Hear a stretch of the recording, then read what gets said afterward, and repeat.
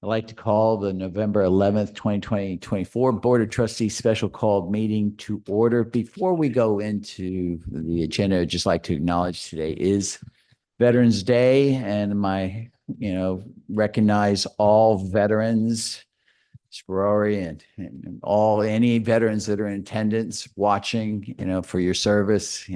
Freedom's not free. And, this has been quite a day. We've been over at Pages Point with all of our others. So it's just like to recognize them. Anyway, on to item 1B, the adoption of the agenda. Do I have a motion? So moved. Second. All in favor, say aye. Aye. Well, move on. The agenda is approved as posted. On to item 2A. I'd like to have a motion to convene into executive session to consider items covered by attorney-client privilege. So move. Second, Second. all in favor? Aye. We are in executive session.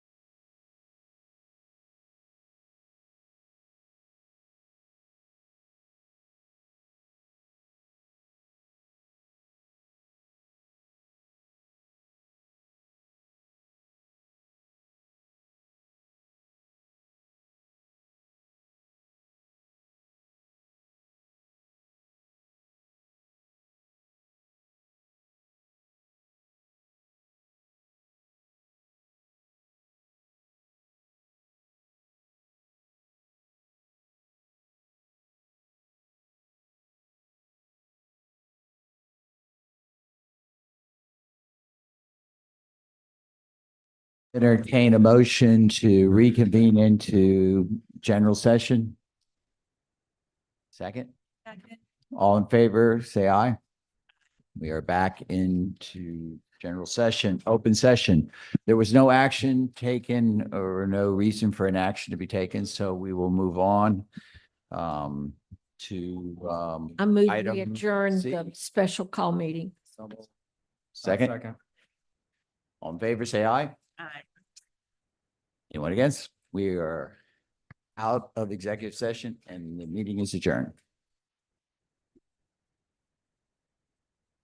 Give everybody a second to log back in.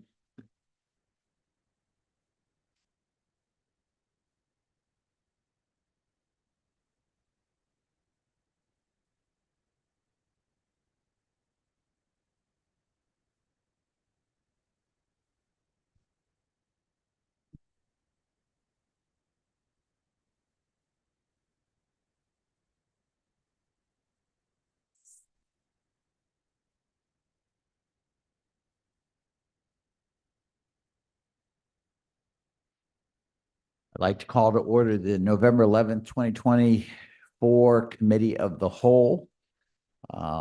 First item up is item 1B is the adoption of the agenda as posted.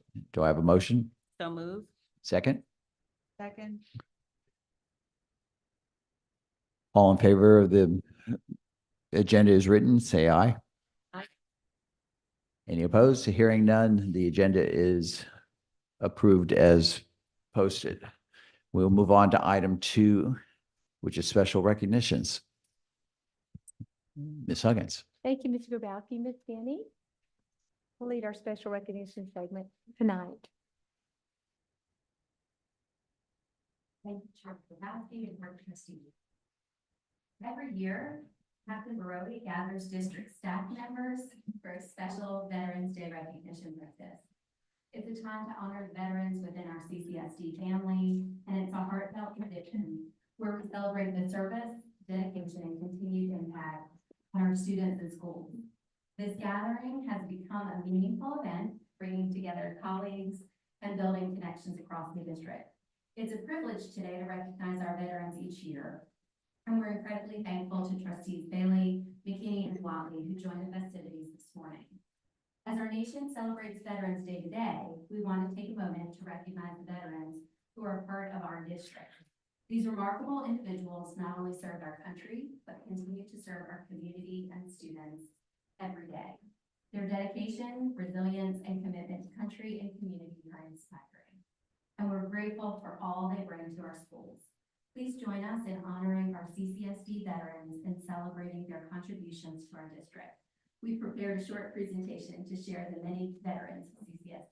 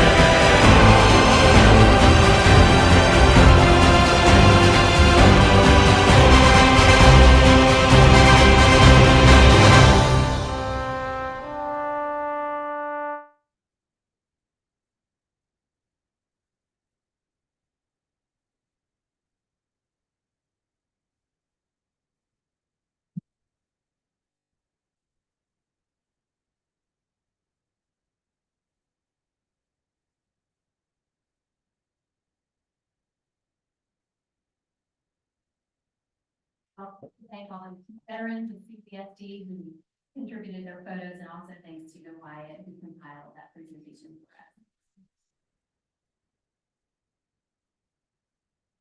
On to our next recognition. Constituent boards serve Charleston County School District as elected officials who support the work of the district by hearing student discipline cases, defining school attendance zones, overseeing student transfer decisions, and providing yearly reports to the Board of Trustees. They do so many times during the evening hours, and it can often be thankless work. Today, we'd like to publicly acknowledge and thank several of our outgoing constituent district members. I'll call their names, but not all of them are here today. Constituent District 2, Dana Krause, Laney Kipp, Stephen Ripley, Diana Browder. Constituent District 9, Jeff Fine. Constituent District 10, Stephen Daniel. Constituent District 20, Katie Preston.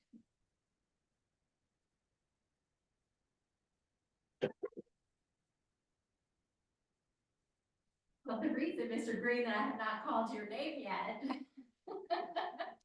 is because we wanted to recognize two board members who have each served for over 20 years. Wow. Over 20 years. Mr. Leon Green has served the Constituent District 9 board, and Mrs. Josephine Matthews, District 23. Your steadfast commitment to our district and our students they're an inspiration to all of us. So please join me for a round of applause for our outfit.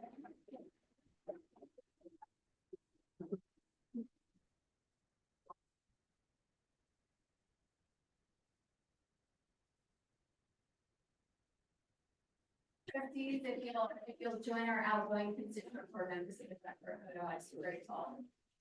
Mr. Green, I know you're wondering why you're. No.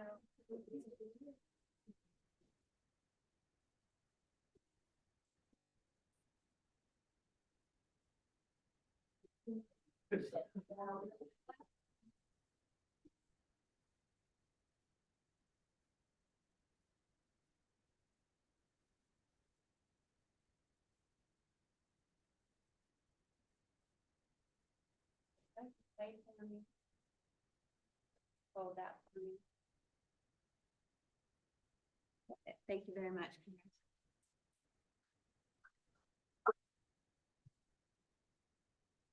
Thank you for your service and congratulations.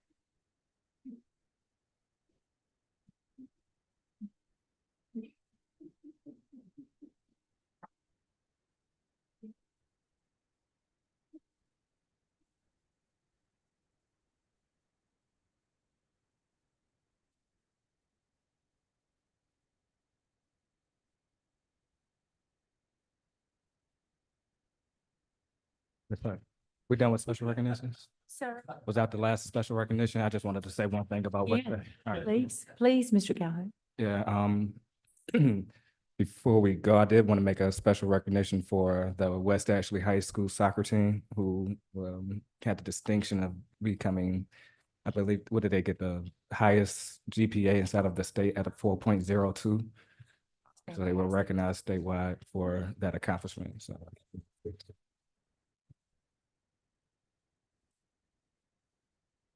definitely a shout out to Coach CJ McCullum, doing great work over there. Thank you for that, Mr. Calhoun. You need help? Dr. Plant issues that they're moving another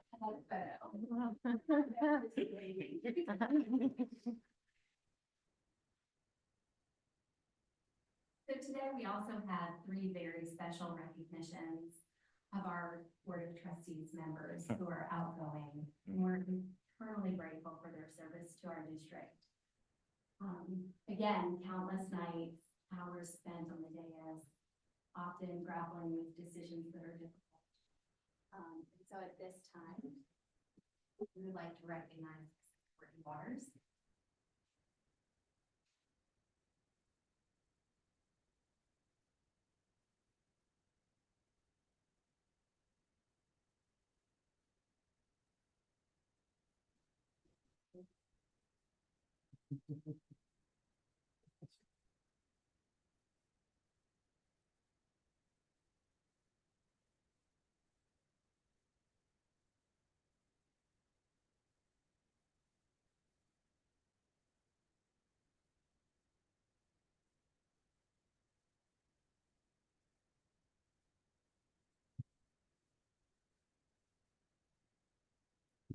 Do I have a photo with your colleagues? Oh, sure. I'm sorry.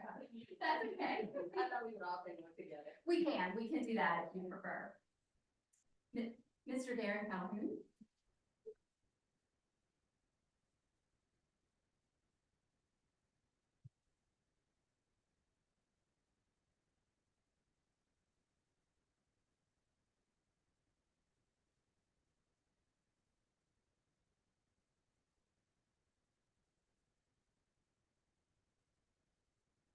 And joining us via Zoom, Mr. Ed Kelly. We weren't allowed to do it. Thank you, Ms. Denny. Now photo.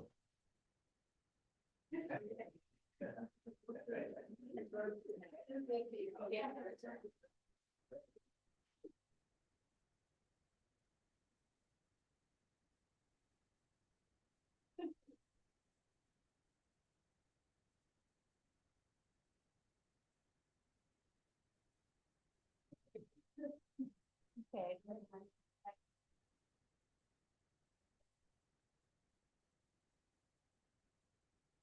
Thank you for your service.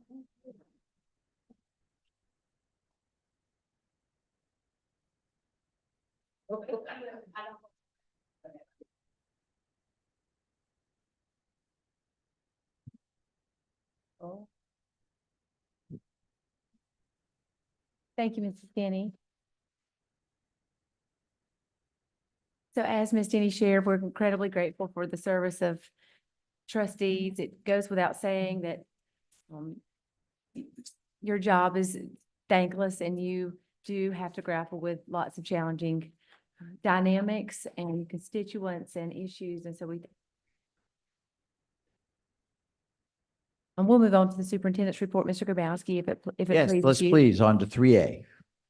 So this, tonight's superintendent's report really overviews, very briefly, college and career readiness and what the district is doing around that in anticipation of the monitoring report, that Dr. Clamp will review the significant progress we're making and under this board's leadership, towards college and career readiness. Mrs.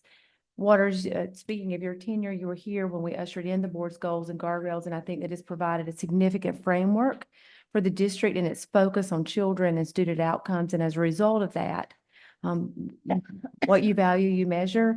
We're making significant strides, and you should have a lot to be proud of in that regard. And Mr. Kelly and Mr. Calhoun, you have continued that work. So Maggie, if we go quickly, I will save questions if it's okay to the end of Dr. Clamp's overview of the college and career readiness data, but just so that you're aware, Mrs. Roberson, your background in counseling certainly gives you some of this information that other trustees might not have, but you'll see here over the course of the last couple of cohorts of students, the number of children leaving our system, enrolling in a 2 or 4 year college is increasing.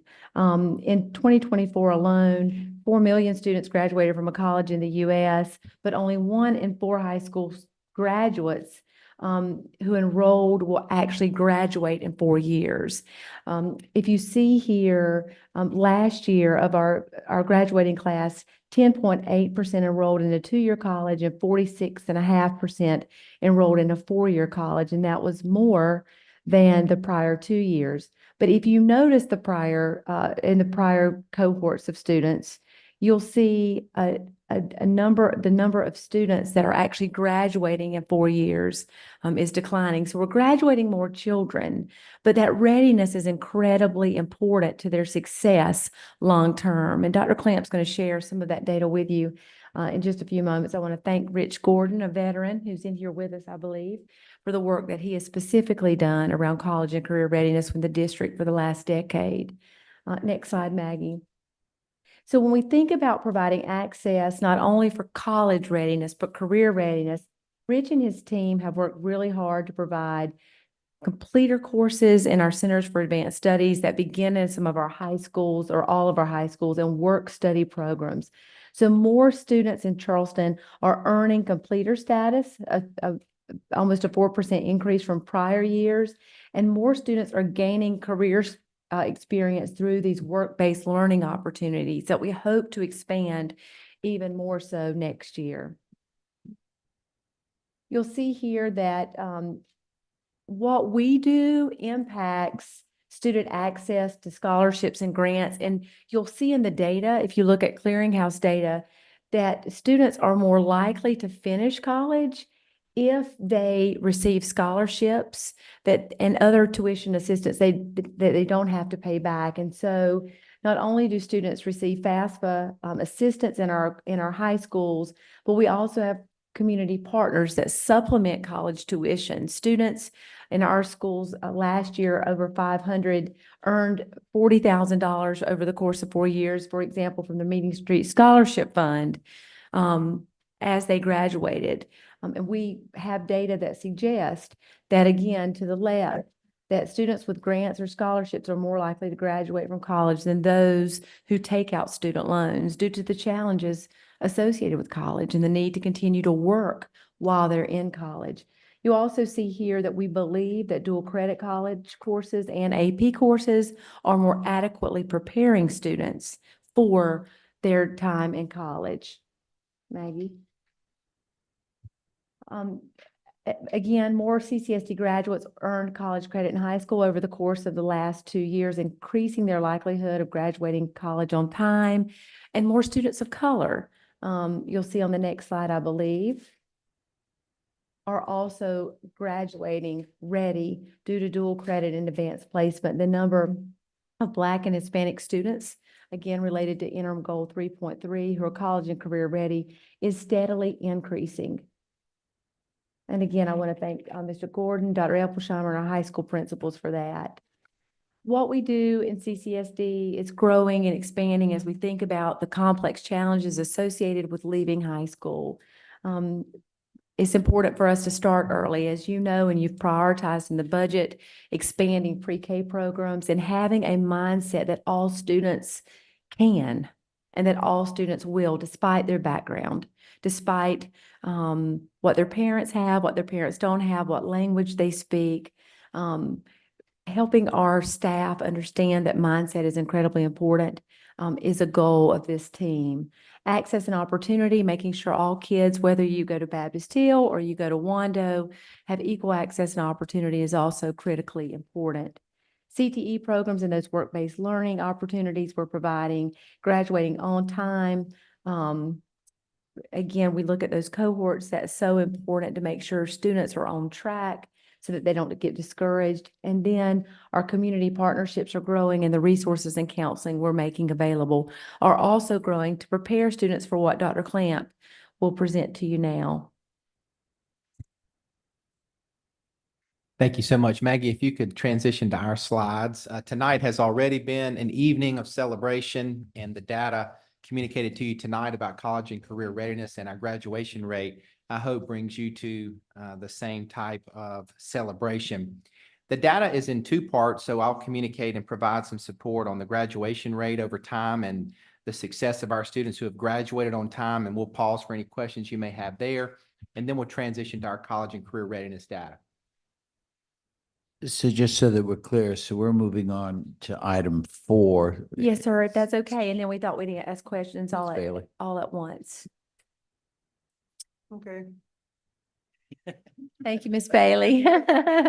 She and I discussed this earlier this week Okay. or last monitoring- week. 4A, monitoring report, graduation rate in college and or career readiness. Thank you, Mrs. Bailey. Dr. Clamp?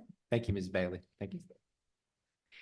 The slide depicts here our on-time graduation rate, which is a measurement of the students who enter the 9th grade and graduate in 4 years or sooner. You can see that over the last years measured since 2019, Charleston County School District had considerable gains. 88.8% of our students graduating on time last year is a tremendous feat, up 3.2 percentage points from in the last 3 years. So an incredible, incredible number there for Charleston County. You can transition to the next.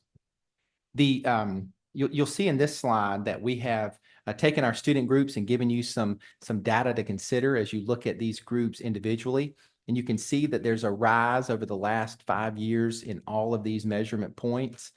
Specifically, I want to highlight our students with disabilities and the percentage gain that has happened over the last 3 years. As you know, we are continuing to monitor our multilingual learners. While there has been an increase in the last 3 years, we do see a slight decline from last year. So we are measuring that, and I'll give you some more information about what we're doing there to support our students.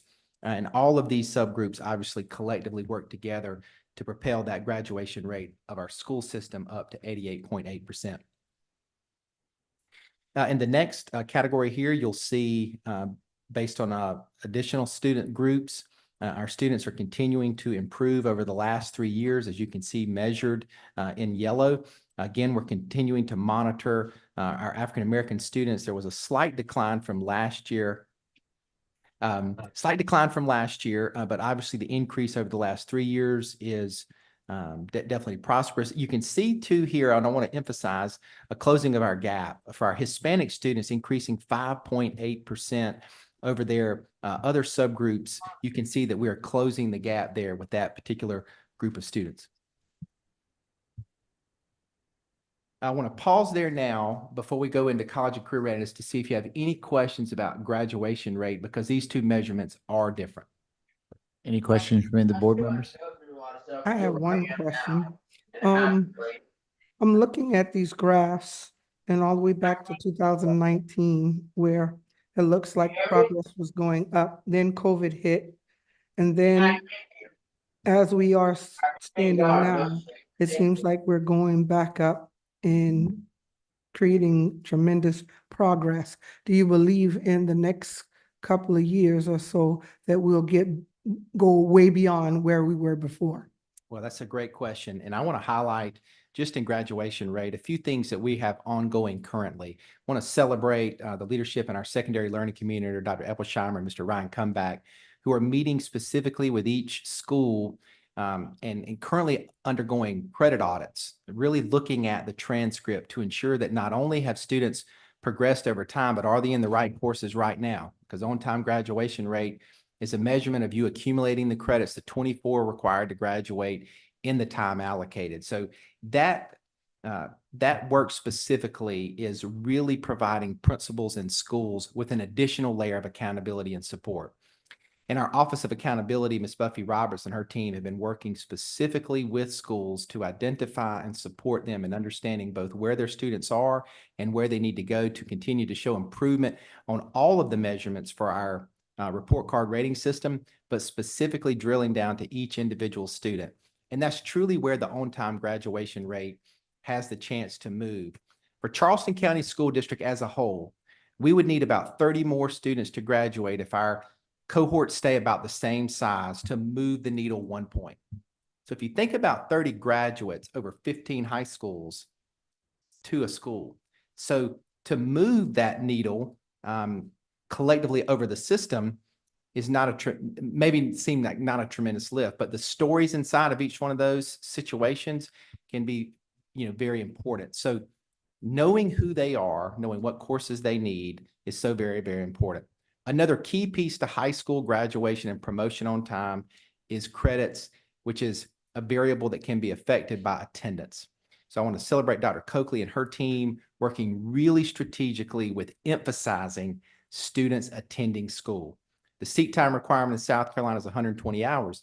Our students can far exceed that as the time that they're allocated, but they can only have so many unexcused absences and still be able to achieve that credit. So parents that are watching tonight, attending school is paramount. We need you to send our students to school so that we can support them and love them and provide them great learning experiences. So a long way to answer your question, but we believe we're on the right track, and all of these smaller measurement levels are in place to help monitor that progress every step of the way. Okay, thank you. I have a question. Ms. Roberson. Dr. Clem, Clamp, you got it. Senior moment. are these numbers a true representation of the cohorts and the actual graduates? Or are they all inclusive of students that you can't moved and you can't find? In addition to students that graduated early? Great question, great question. Early graduates are counted, but a student that is, I think your question was if a student was removed from the cohort, meaning they transferred, if they transferred out and we had the documentation Of where they readily went? available that would indicate where they went, another diploma granting agency, then they would come out of the denominator. So they would not be measured. So we don't get to take credit for a student that graduates from a high school outside of our school district, for example. So those students would not be counted here. These are the students whose 9GR or the year in which they entered the 9th grade and they progress and graduate within the 4 years allocated. So the students that graduated early, they're not in here. They're going to be counted with their, Their count, okay, so if they grad, I'm looking back here at Ms. Roberts, want to make sure I've got this right. If they graduate early, they still count with their cohort. with this current cohort, not the one in their true cohort, Their ninth grade group. their 9th grade cohort. They're not. Because they retain that same 9GR Right. throughout their years of high school. Did that answer your So question? where do we count them? In this one or their true? The true? They're true cohort, think yes, so. ma'am. Yes, ma'am. Yes, ma'am. They count for the 9GR That they in which came in they with. were originally, yes, ma'am. Yes, ma'am. Good question. A little tricky. Graduating early is not penalized in any way. Ms. Waters? She just wants to make sure though that they graduated with the group in which they came versus with an earlier group. I believe Ms. Roberson, Yeah, I that's think your, It was some kind of way that they counted it with the state. So I believe they don't get counted when they graduate early. They get Right. counted when they actually. their came in. cohort. Yes, ma'am. I think you're spot on. Correct. Yes, ma'am. Thank you. Clarifying question before I ask, because now I'm a little bit confused.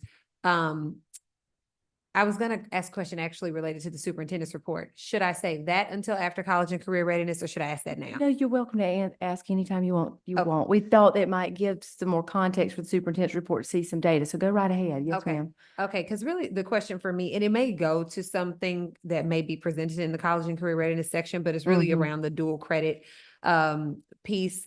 So we've talked sometimes, and I'm making an assumption here, so, and not at anyone, but just Mhm. we've talked in this day sometimes about more so about increasing access to AP than dual credit because of how colleges perceive AP, et cetera. But knowing that so many of our students go to 2-year colleges and that helps significantly with the cost of college, I'm wondering what we're doing to make sure that access is available at all of our schools, and not just that the courses are offered, but that the students are also prepared to enter, like more kids can actually qualify to go and take advantage. Yes, ma'am. We're doing that. We're seeing the numbers for dual credit rise across the system. And in some instances, as Ms. Roberson and I have discussed, we've seen the decline in some AP level offerings to increase and ramp up. Okay. So all of this, as you know, Mrs. Waters, all of this is system tied. More kids have to be ready in elementary and middle so that they can access in high school and be successful in high school. And so we are looking at that as a system altogether. So yes, there are more dual credit opportunities this year and more students enrolled than before. And yes, more students of color than before, but we're trying to make sure that we don't not offer in order to ramp in AP, for example, in order to only offer dual credit, recognizing that some students would still want the AP offerings as well, if that makes sense. Oh, it makes absolute sense. And it really makes me wonder, is there a cost consideration? Like why there would be more of one than the other? Like what?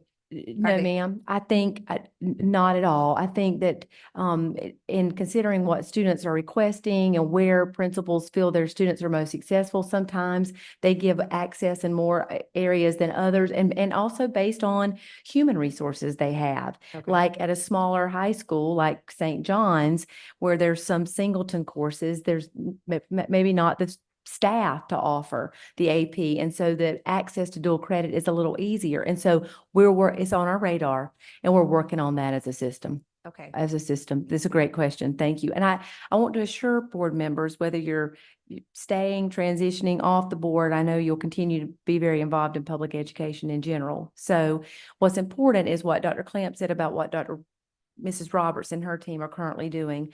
Mrs. Roberts has a slide deck for every school, and she's sitting down with every leadership team of every school in the district and looking at very granular level data as to which groups have moved, which groups have not, how many students it takes to move, and what students actually need to propel forward. What's indicative on a couple slides back, Maggie, back to the multilingual learner here that you'll see, is that multilingual. I mean, our job is to be very transparent with the board. This is a system-wide challenge with the multilingual learners. We saw multilingual success drop across the board, not just in graduation rate. So whereas we've closed the gap in regard, we're figuring out the why and the what at the same time because it's a significant issue. So this is one strategy that we have to make sure principals and their teams understand the data and know what kids need to be able to be successful, whether that's, like Dr. Clamp said, 30 students across the system for graduation rate or 2, right? So just so you know, sorry, Dr. Clamp. No, that's Got a great. little passionate about that. Yes, ma'am. Well, I am too. So I'm a parent of an 11th grader and we're already interested in what we're going to take next year, where there be a balance between AP and dual enrollment. And what I would say about that is a healthy system has a quality balance. There are certain courses that really for college acceptance may only be offered in one frame or the other. So we want to provide this healthy balance so that the access is available. Yeah, I mean, because really the question around, I mean, the first slide that was shown, and I appreciate the highlighting of how our students are actually doing when they get to college, but the affordability piece being a key reason why many people have to stop going to college. If the more that we're offering here, the better for the child and their Yes, ma'am. families. Yes, ma'am. Thank you. Got a quick question. Dr. Temple? Thanks for the cohort question. I was glad to see the students with disabilities increasing in their graduation rate. Any particular strategies that are being used to help them? Well, that's a very good question. This data was obviously from last year, so I don't know if Ms. Bell is still here. She's in the back.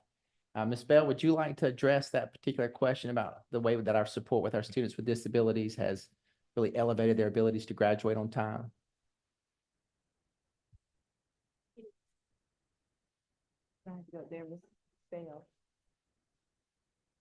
That better? Yes. We have, applied a lot of strategies and techniques for students with disabilities, especially in, working with secondary and, middle and high schools.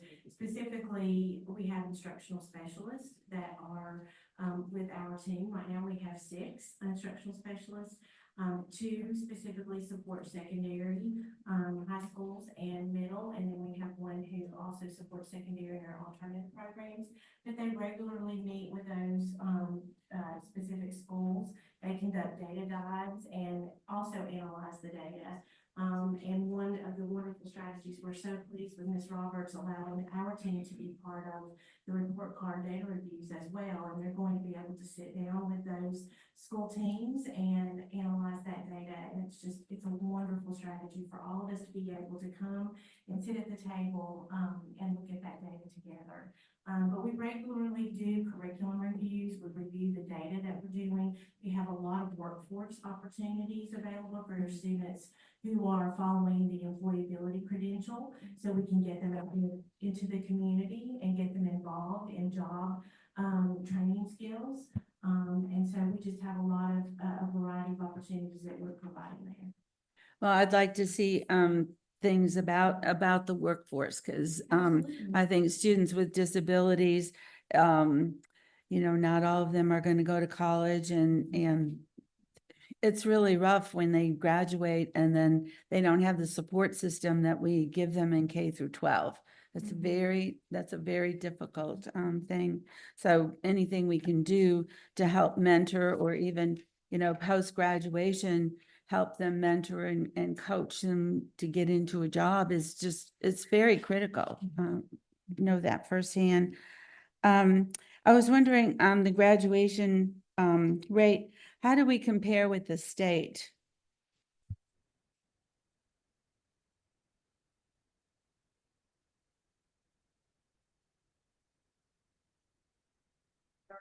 They're always above the state. Our numbers always trend in that direction, to be honest. And then the other piece was, we're looking at the multilingual learners and their graduation rate, and then we looked at the Hispanic student rate is much higher. So I'm thinking, you know, how are you teasing out you're tracking the Hispanic students, you see what they're doing. So then, you know, I guess what are the other ethnicities there in the multilingual learners? The multilingual learner, and correct me if I'm wrong, Ms. Roberts, the multilingual learner covers, you know, multiple nationalities, whereas the subgroup there of Hispanic is just one. That's correct. We have a myriad of languages, Dr. Temple, in the district, that and more almost every day. And so, as Dr. Clamp suggested, the first slide is by student group as we've allocated the WSF, and then the second is a breakdown by race. Okay. And if a student comes to us from another country, having had missed schooling experiences, the state still expects them, as we do, to accumulate 24 credits on time.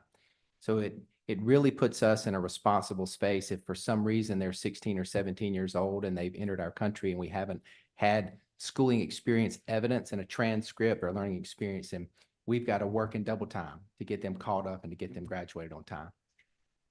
Okay, thank you. Mr. Calhoun.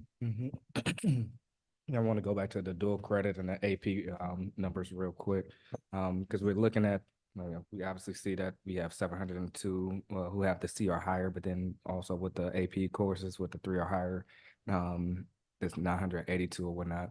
But how are we helping out the students who take the initiative to go into these courses, but they don't do that well? So instead of tossing them back into the pool and say, go take the regular classes, whatnot, how can we keep them up? Because we already see that they have the initiative to do it, but they just weren't there. That's a very good question. So the intervention and support there, you know, really begins at the classroom level with our counselor level. So a collegiate attempt, an attempt at a collegiate course is tremendous. It really is. Advanced placement gives you a very rigorous collegiate experience that the college credit comes on the other side if you're successful in the exam and 3 or better. In a dual enrollment class, obviously, the college credit comes if you're making C or better and you're moving forward there. If success doesn't happen, number one, if it's a graduate requirement, we're going to reschedule and ensure that they get that credit. For example, if it's an English credit or a math credit. In the space that they may not have had success, we want to first identify the why, but still really hold them accountable to a rigorous learning experience, because it didn't change what we thought about them. It also didn't change what they thought about their capabilities. So it may have been homework and study preparedness. It may have been a literacy gap. So we're going to cover those gaps individually, one-on-one, so that we can help not only the student accumulate the credits they need to graduate, but also feel confident in taking a course of study that's rigorous. It may mean we drop back a level into an honors level class to find success and find improvement, and we move them back up into an honors or an advanced placement or a dual credit course. Great question. You know, Dr. Clamp, that was a great response. We also offer courses like Avid that you pair with dual credit. Sometimes you see high level of success at the early college high school and in some of our other high schools when Avid is paired with dual credit opportunities for students. There are some instances too, Dr. App, where I think Mr. Comeback, where students may take another sort of preparatory class along with an AP specifically to help make sure it's bolstering the skills of those students in the AP courses. And so we try to be really thoughtful. I think Mrs. Roberson mentioned in a prior board meeting, AP potential. We sort of use the AP potential to see what students could. And then we figure out what supports may be needed for success. I'd love to say that uniformly across the system, we're doing that great and well. And But it's an area of opportunity for us. Ms. McKinney? Yes. So my question is, I'm assuming the graduation rates are of graduates that complete with the credits and a state diploma, Yes, ma'am. but not in that number are those that receive certificates. That's ma'am. another whole story. Thank you. Yes, ma'am. I have one more question. It's gonna be quick. How do you track multilingual learners and the Hispanic children that move across the district? Because some of them don't always graduate from the school, the high school that they started at. Right. So they're treated as a transfer student. So if they transfer within the system, that student comes off the record of, let's just say, for example, they moved from West Ashley to Lucy Beckham. So they would come out of the denominator from West Ashley and they would move to Lucy Beckham's cohort. So that it happens in Power School digitally, but it transitions electronically so that that cohort, the student remains in, the student goes to the cohort with which they're attending that school. And just to be, I hate to be stickler on this, but on your cohorts and your denominators, how are we handling students that drop out? The students that drop out are the ones that don't graduate on time. So those are the this- students that's why we're not at 100%. So as we continue to move, as we get more students across the stage, and as we keep students in school, or if they transfer and we can track where they transfer, it's our responsibility to have received a records request from somewhere or have evidence of where that student transferred to truly indicate that they are out of our cohort. So the onus is on us, both on the operational side of that paperwork, as it is to keep our students in school and help them graduate on time. Because it seems to be very fluid. If we're starting the base at 9th grade and we're seeing an influx of students now, and continuing on, and then we also have our, and congratulations on the disability. I mean, that's phenomenal. But then again, how does that go back into the ultimate number? Because you've got to back out. I mean, when you're creating that denominator, you're also including students with disabilities. Well, the students with disabilities included in this number is a student with an IEP who has remained on a diploma track. So they may have a learning disability that's not impeding their ability to accumulate credits and graduate on time. The students that would not be eligible for a high school diploma that may be in the credentialed program that Ms. McKinney was talking about, they're a self-contained student that may not have access to that regular ed curriculum. But I'm just trying to look at the 88.8. You know, I'm assuming what we've got a second class of students. I mean, not a second, a second grouping of students with disabilities. So if you had 100% of your disability students, they aren't included in the 88.8. Well, all students in the cohort are included in the denominator. Really? So, yes, sir. Wow. Yeah. It's impressive. Mr. Kelly, I see you're still on the line. Do you have any questions? No, sir, I don't have any questions, but I do just want to congratulate the staff on a job well done. These numbers are unbelievably impressive. The progress toward the goal set out by the board is it's more than noteworthy. It's admirable. So bravo and congratulations to the entire staff and team for this amazing progress, and keep it up, please. Thank you. You want to continue on? Yes, with sir. the- Yes, sir. So continue on with the celebration. College and career readiness scores. If you'll go back to that slide, Maggie, thank you. These scores truly are incredible. And when I began unpacking them myself and looking at the gains over time, we're ahead of the district's board goal at this point, which is truly tremendous. I want to give credit to so many different people. If you try to make a list of every single one, you'll certainly leave one out. The credit goes to our students and the conditions that the teachers and the principals and the school counselors have made under the direction of our team in CTE with Mr. Rich Gordon and his staff and our career specialist. You can see that the board goal over on the left side here indicates a target of 86.2% by 2027, and we're already at 80.5% in 2024. So we are certainly going to continue to hold ourselves accountable, and we believe this goal is going to absolutely be met, and I believe exceeded. We're going to go in and unpack a little bit more of the college and career readiness data as we transition to the next slides. You're going to see a comparison between students who are college and career ready, where they are English proficient and are multilingual learners. You'll see tremendous gains here, 6.7% and 5.2%. So these are students who are college and career ready. We're just comparing those that are English proficient and those who are still learning the language to a proficient status. In the next slide, you'll see instructional setting as the comparison. So our gen ed students and our special ed students, you can see in this slide, we're closing the gap.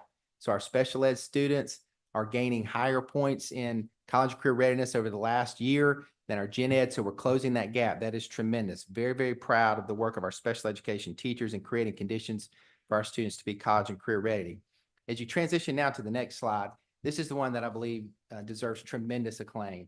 You can see that the gap has been closed significantly here with our African-American students leading the way in becoming more college and career ready in just 1 year of time. So this truly is a tremendous slide and an example of both these subgroups that you see depicted here, closing the gap and moving our entire system forward. But more importantly, giving every student an opportunity to be college ready and or career ready. Next, you'll see in this next slide, the comparison between our students not in poverty and our pupils in poverty. Again, another example of closing the gap, a significant gain in pupils in poverty, 14.8%. This is being intentional about providing access points for students to be college and career ready and ensuring that they continue to progress each and every year. So another example of a matter in which the system has closed the gap. And if I could just interrupt you there, Dr. Clamp, for a minute, I just want to go back again to earlier, the board's focus on student outcomes. These sort of results start with the board. And the board's focus on student outcomes as we move forward will be incredibly important to maintain this growth. I would like to stop and applaud the teachers and the principals and the leaders of the schools, Dr. Williams, Dr. Epp, Dr. Swearingen and Ms. Haynes, because this starts with you, but this doesn't happen a lot. So I just want to.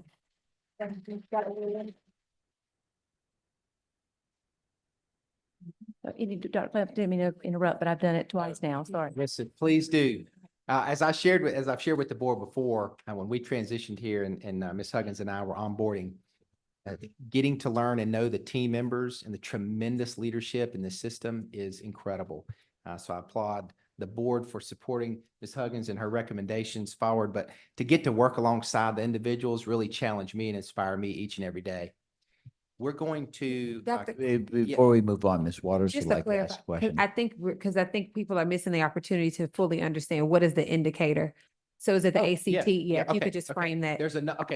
We'll get to that in the next two slides. That'll show you all the indicators and which variable were more of our students becoming college and or career ready. Thank So you. can I show you those? We probably should have started with the variables. That's my Just, fault. I'm thinking sorry. about people who don't know about this, who are watching. Yes, Good ma'am. point. I think it's the next slide, actually.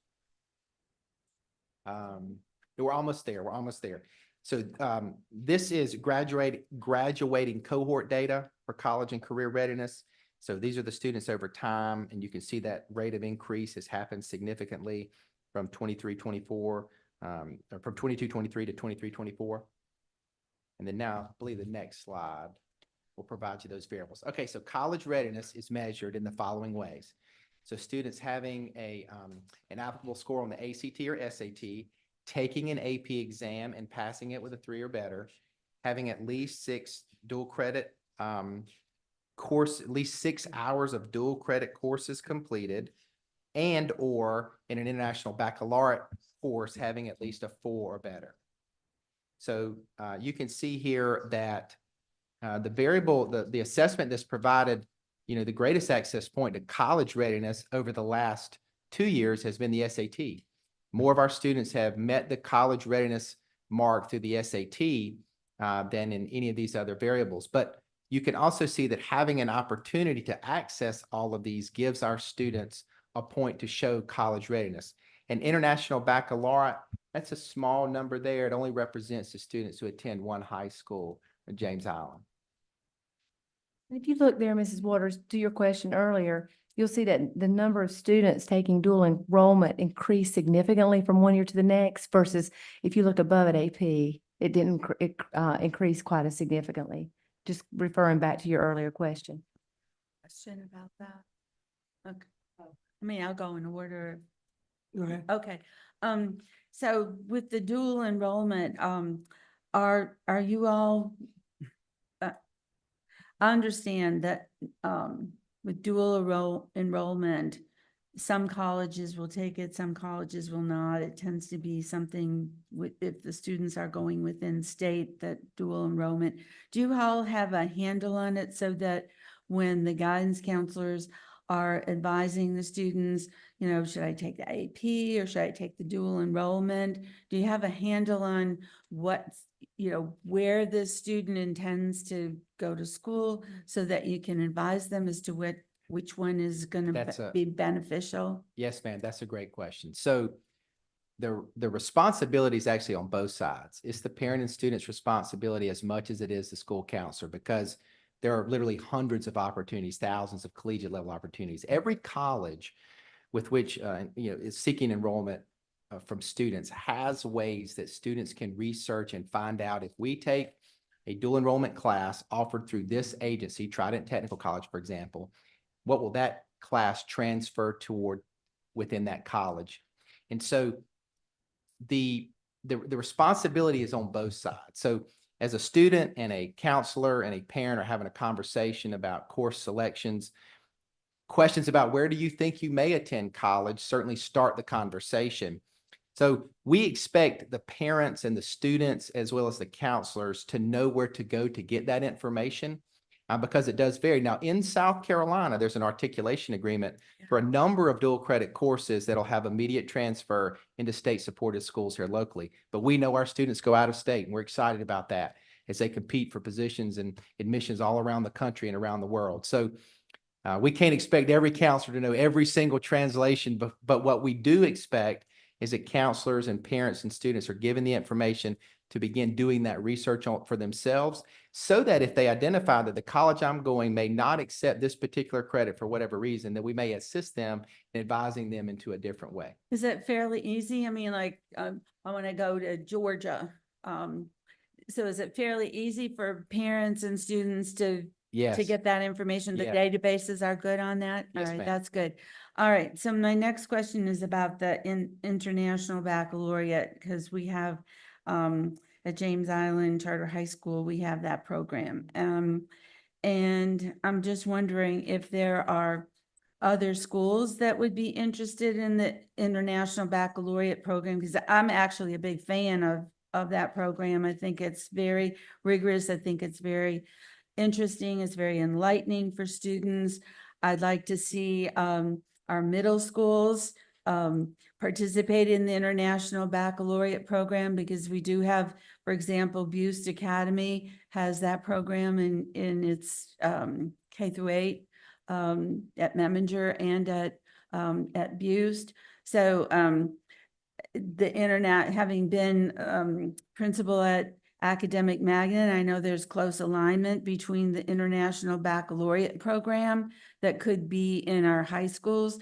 I also know that the International Baccalaureate program has a career and technology aspect to it. So it would be good for our students who are, you know, working maybe not for college, but for career readiness.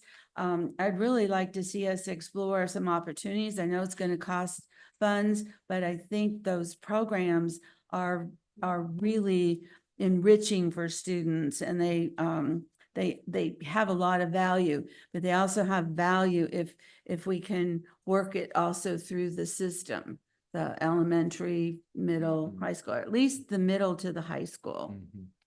So I'd like to make that recommendation to explore it, because Yes, ma'am. I do know it will work with the career and technology schools and programs that we have. It'll work with the high schools, middle schools. Thank you. Any other questions? My turn. Okay.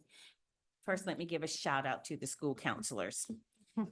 Because I do know that they put the, on the transcripts. So when they send the transcripts off to colleges, all that dual credit and AP is already on it. So Charleston does a very good job in making sure that all that stuff is research ahead of time. So shout out to school counselors. Question about one of your slides, earlier slides, and it was about college readiness. Are South Carolina's colleges still required to report students that from different school districts that's still in their school for retention purposes?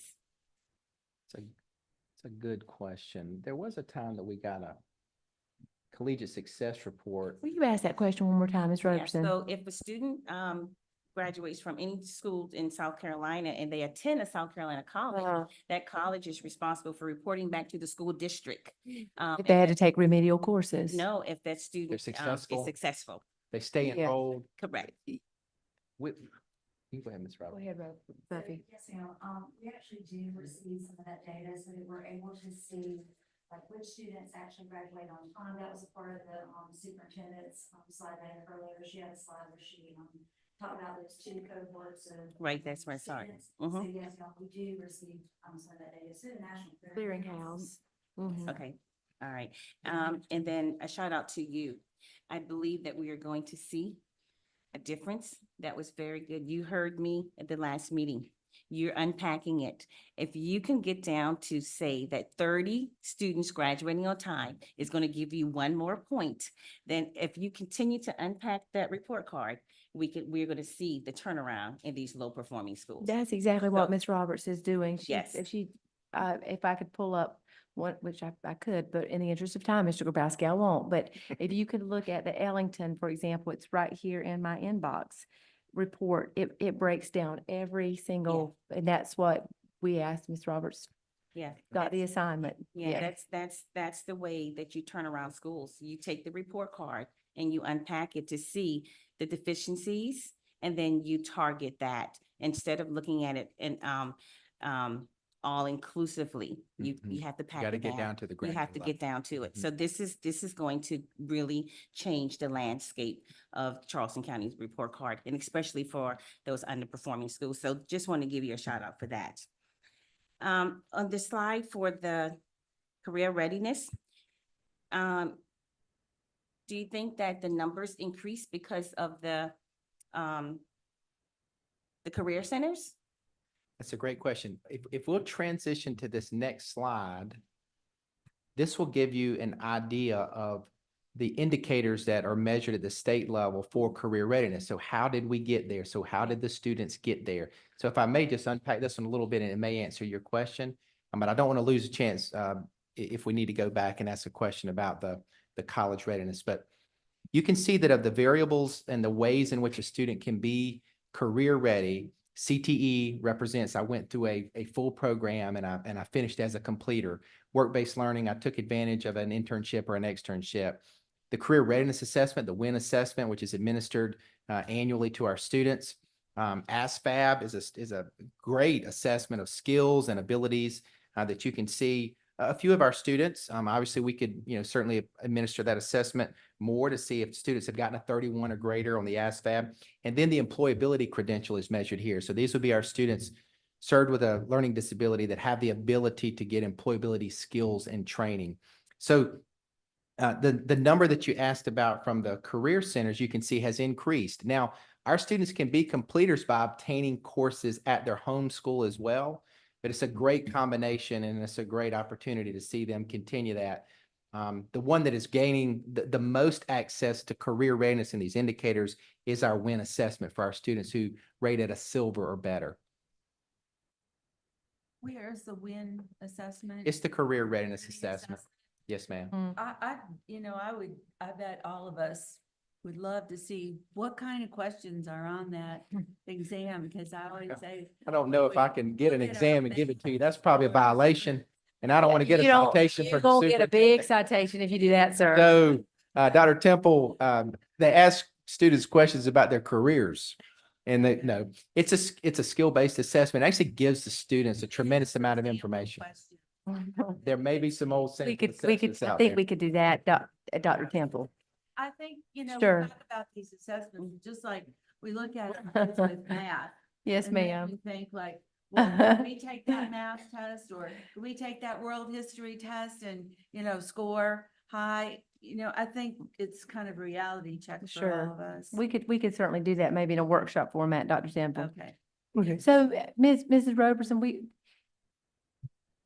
so do our Centers for Advanced Studies, have they positively impacted that CTE number? Yes. But again, that's an area of opportunity for us. So we meet almost weekly on that. We meet almost weekly on that matter because there's a significant opportunity. And I want to thank Mr. Gordon for the work he's doing with that. There's significant opportunity for growth there. And we don't know the solution to getting more students accessing that. Primarily, the students that have access to that are students on the home campuses at Wando, at West Ashley High School, and then closer out to North Charleston High in the north area. So yes, but there's tremendous opportunity. Well, shout out to Mr. Gordon with the CTE numbers because you're getting those in the building with those microburst exams and all that. So Yep. we can see this right here. So Yes. thank you for that. He does a great job. We're glad to have him. okay, Mr. Kelly, do you have any questions? No, ma'am, I do not. Thank you very much for the thorough report. Okay, is Ms. Watley still on or no? Okay, Mr. Gordon, I just have one really quick question about how many credential programs do we have right now? I'm sorry, I was gonna say thank you, but I don't have any questions.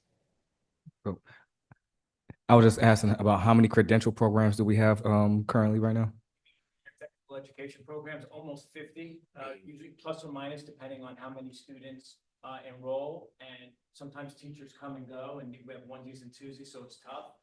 But in the last couple of years, we've been mid-40s up to as much as 50 from across the whole district. And some schools, and we have culinary arts, for instance, at 6 schools, whereas maybe we have other programs at not all 6 schools. So it just depends on the school and the location and the students that are enrolling in the programs. Thank you. okay. And Mr. Calhoun, we've got a lot of them. And Mr. Gordon's done a tremendous work getting them. It's getting the kids there to access them. Yes. Okay. And transportation isn't an issue, you understand. Okay, anybody else have any questions? Okay, I just have one more question. Why is the employability credential so low? I mean, not so low, but it hasn't changed. Why is that? Yeah, go ahead. So that number may look a little misleading simply because only a certain amount of students or a very, very small population would really even be eligible for that particular credential. One thing you have to remember is with that particular one, a student who has already graduated with a high school diploma would never qualify to be a part of the credential. As far as students who are in our special education programs or our students with disabilities, and it provides an alternate pathway that does ensure that students have career readiness skills and they are ready for the workforce. I hope that helps. Yeah, thank you, ma'am.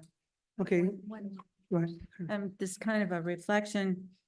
We were looking at the number of students who are completing college, within the 4 years. It's tough. It's the cost of education is just so great. 30,000 a year for 1 year at USC is a lot of money. So, so being able to be successful in 4 years is great if you have the scholarships and the money, but are we also getting a sense that there are students who are completing in 6 years because they're having to work, they're having to take time out to, be able to get their education. Do you have any data around that? Like a sense of, how many then complete in 6 years because they don't have the financial resources to continue.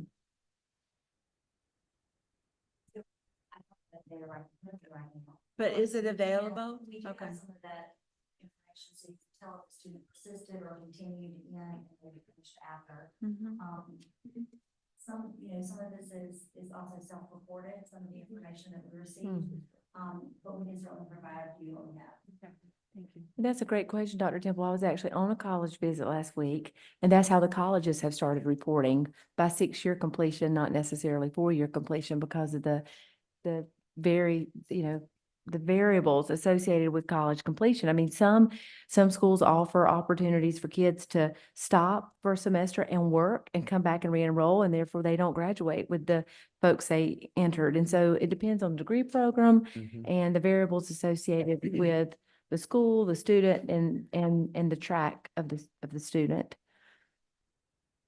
Okay, thank you.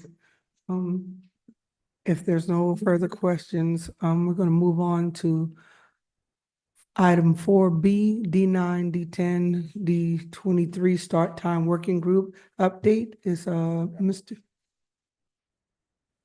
Not yet. Richard Gordon? Yes, ma'am. Thank Okay, you. great.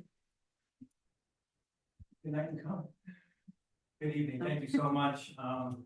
Thank you for the slide. First off, I want to say just a quick thank you to all veterans here in the room and out in TV land. Just personally for keeping me and my family and my community and our country safe. And because we know that freedom is not free, and for us who have freedom, we'll always be grateful for those protected. So I just wanted to say just a quick shout out. Thank you so much.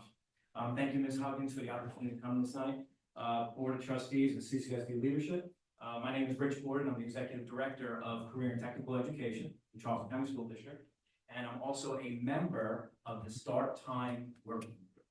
And my goal in the next 10 to 15 minutes with this presentation is just to provide a brief update about the Start Time Working Group and what we've done, a little bit about our progress, and then talk a little bit about what the next steps are going to look like. As you know, there's been conversations in the past regarding start times and bell times in D9, 10, and 23. I believe that the topic came up again when the constituent board presented earlier this year. I know they came up with the principles during our SDRs or our student data reviews. At this time, no decisions have been made about start times for D9, 10, and 23. We'll get into that a little bit as we go forward. And with that, let's go. Next slide. Mission of CCSD, we know our board goals, literacy, numeracy, and CCR. We talked a little bit about that this evening. Next slide.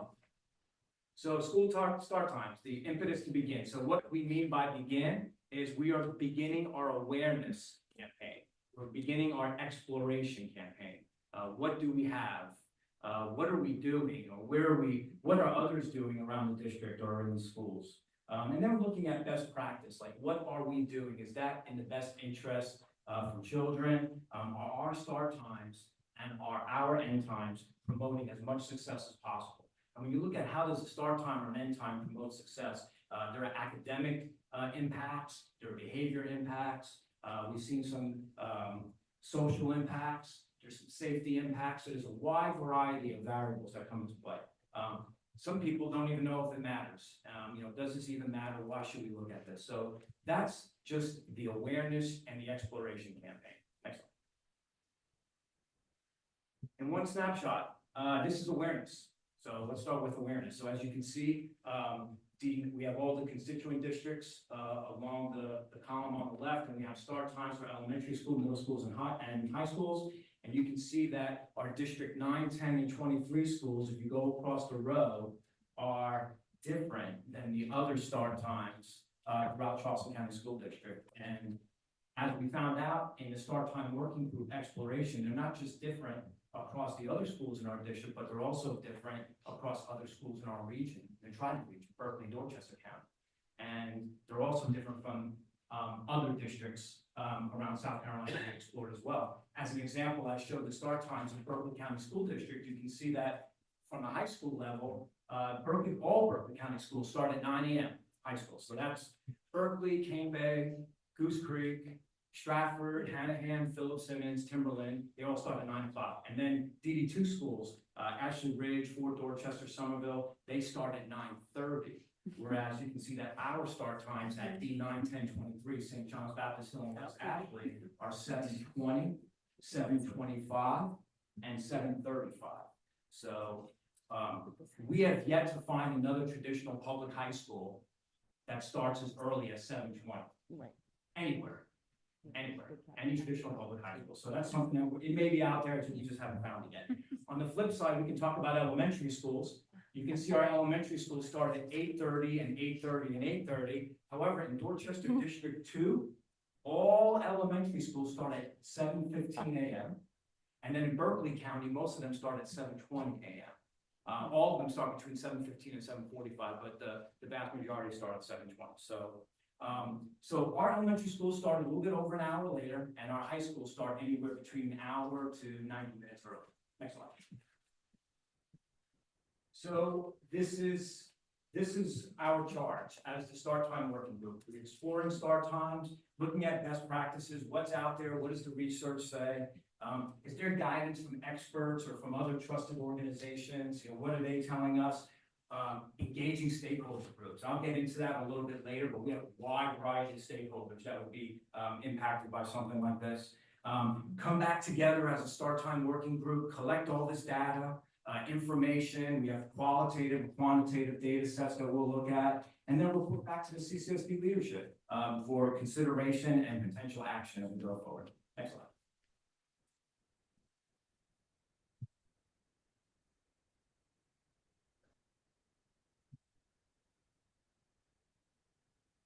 Oh, this is a good slide.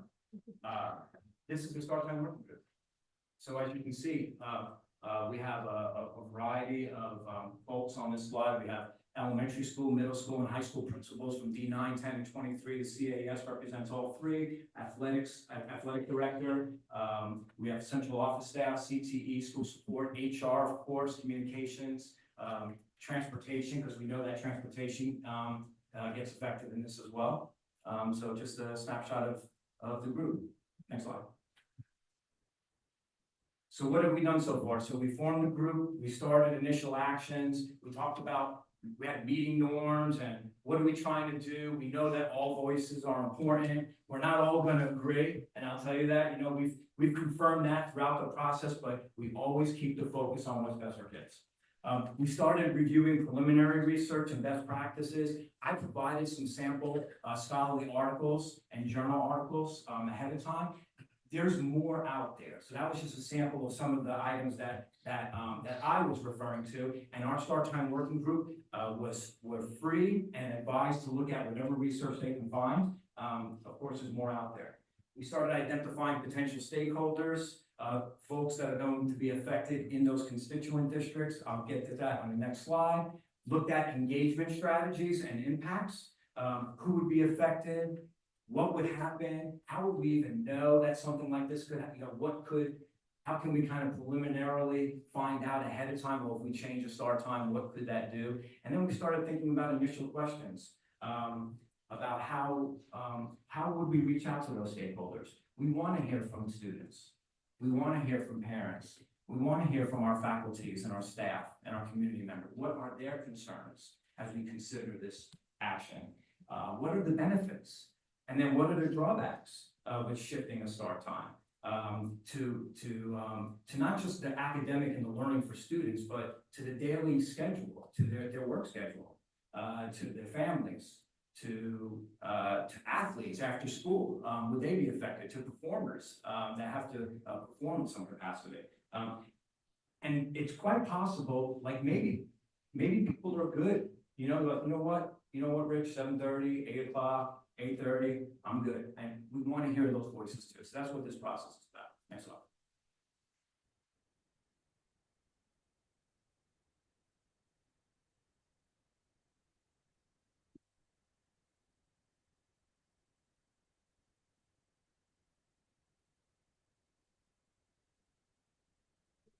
Perfect. Our preliminary list of stakeholders that the start time working group came up with that could be affected by a shift in start times. And you've seen, we have identified boards, leadership, ops, of course, transportation, nursing, HR with our employees, strategy, communications, public relations, getting the word out, finance in case there's any budgetary implications, athletics with schedules and trainings and practices and games, assessment evaluation in regards to testing, before school programs, after school programs, of course, all faculty, staff, and students at the D9, 10, 23. We have program schools and magnet schools that are also co-located within those constituent districts, our central office staff, public services, and community businesses as well. Could there be others out there? Absolutely, for sure. But this is a pretty good start list from the committee, and for us to consider. Next slide. So here's an example, just one example. I use parents and guardians as an engagement strategy, and I'll kind of walk you through it. As you can see, we start on the left where we identify the stakeholders. That's first, you have to identify who we're about to engage, and how we will engage them. And the strategy that the small group came up with that was assigned to parents was to develop a survey and to send those surveys out to parents and to create listening circles and opportunities to hear all the voices in similar to a restorative practice protocol. And then during November and December, that's when we execute. We send surveys out, we schedule meetings and listening circles. We start looking at kaleidoscopes and childcare programs. And then we get all this information back, qualitative, quantitative. We bring all this information together. We get back with the start time working group. We share the information. We discuss the data from all of those stakeholder groups that we looked at before, and we consolidate it, we organize it, and then we complete the information. And that's, in 60 seconds, that's like one group, and we've done this with several subgroup stakeholder groups. Next slide. And then here's our tentative timeline. So we started earlier this year in January. We're right where we need to be. We're in the middle of stakeholder engagement. We started initial reach outs to some of our CCSD central staff, constituent boards. I'm here tonight for the committee of the whole to engage in this process as well. Then as we go into November, December, now we're reaching out to others, faculty, staff, students, parents, athletes, formers, community members. And the idea is that through those vehicles to reach out, we'll receive the data. When we get back from break, consolidate, complete all this work, review this information, potential decision, and then the work is not done. Because now that we have the impact, now that we have the information that says CCSD, it's okay. I understand, and I see that you're considering a shifting time. Please know that this could be an impact, and that's incumbent upon us now as a school district to address those needs so that we can help all students and their families be successful. Next slide. So that's the end of my brief presentation. I wanted to recognize some folks in the room that are here from the Start Time Working Group. So Miss Anna Mims, Principal Elementary School, James Lynch from Operations, Transportation, Ryan Comeback, Dr. Sherry Epplesheimer has been helping with that effort as well. The associate superintendents and the school leadership have been valuable partners in this process and guiding us and providing us with the leadership and advice that we need to move forward. That's my brief 10 minutes. Questions? Okay, thank you. Let's start with Mr. Kelly. You have any? No, I don't have any questions. I guess I'm kind of confused as to the value of this presentation to the larger board. This seems like information we would want once we were done rather than the process ahead of the time. But no questions. It's very thorough, of course, but I'm not sure why this needed to come to the board. Thank you for that, Mr. Kelly. So I want to thank Mr. Gordon. He's done a tremendous job. This has been ongoing for quite some time. So Rich, thank you. It's a great question and very relevant, Mr. Kelly. After tonight, your emails will begin. As we begin this engagement process, you will get an increased number of emails regarding this matter. The district has attempted to address this matter in the past, and it always garners significant feedback. Mrs. Watley, Mr. Calhoun will know specifically from their work in West Ashley, where this has been attempted before. So this actually does not require board action. It's a management decision, and it will be something that with appropriate stakeholders, principals, and staff we make. But because the engagement will be significant, we wanted to make sure the board was briefed on it along with some of the whys and the data behind it. Again, great question. Ms. Watley, do you have any questions? Thank you for the clarification, Nita. Happy to. Thank you. Thank you, Ms. Bailey. Not questions exactly. This impacts my district obviously considerably, considering pretty much every school I represent falls in this. all of the elementary schools in West Ashley and, obviously C.E. Williams North. But Mr. Gordon, thank you so much for a very thorough presentation, and more to Ms. Huggins' point, I look forward to the feedback and information from the parents. Whatever I can do in a supportive role, please do let me know. Perhaps we can schedule another sit down with the principals so I can hear from them and just stay on top of whatever I can do to best represent and serve my community there. Thank you, Ms. Watley. Ms. Waters? Just a question. Thank you for the presentation. I heard you mention the impetus was just because these three schools are just out of sync with the rest. But do you all envision this being a trial for something that may impact other districts? And I'm asking more so because of all the research about when elementary schools students should start school versus high schools. And so are you also testing whether this helps enable more learning or better learning for students and not just for the continuity piece?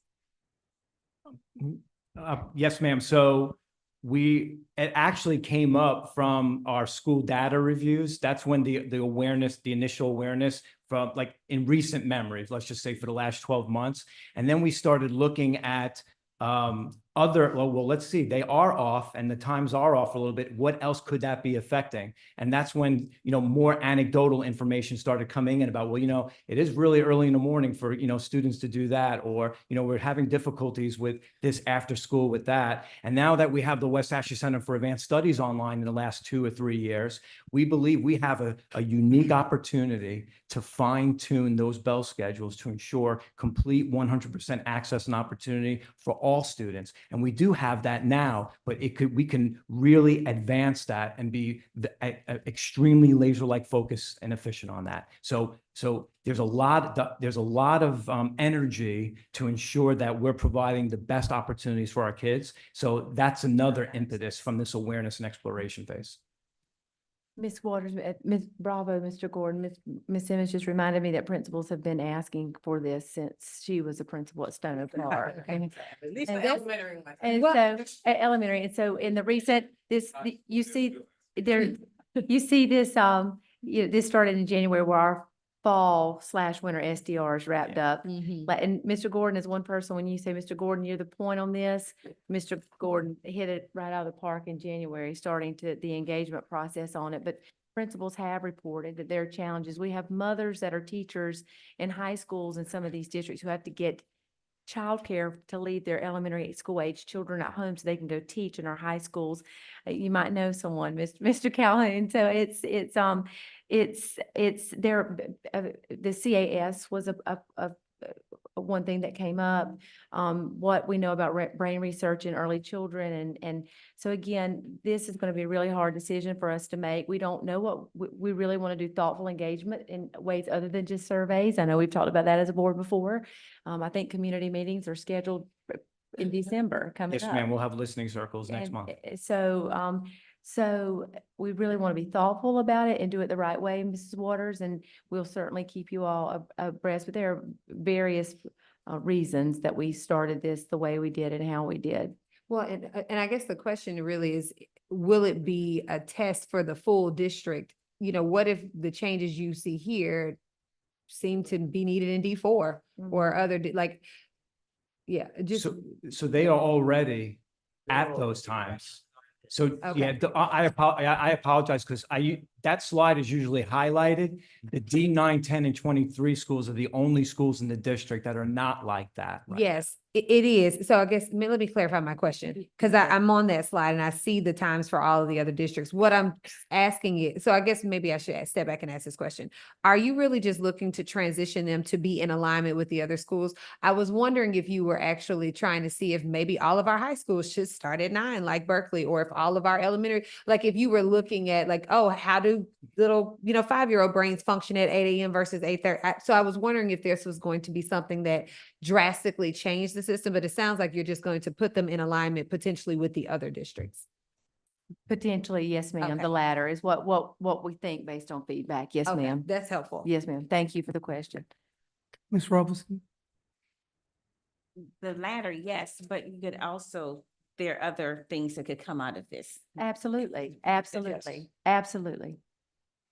So I think Ms. Water answered all my question. I didn't know that D4 had fixed their problems, because when I was at North Charleston, when this CA came in, there was scheduling conflicts, trying to get Burke students and Saul students and North Charleston students over at the CAS at the same time. And I know that that's the issue with D9, D23, trying to get to West Ashley.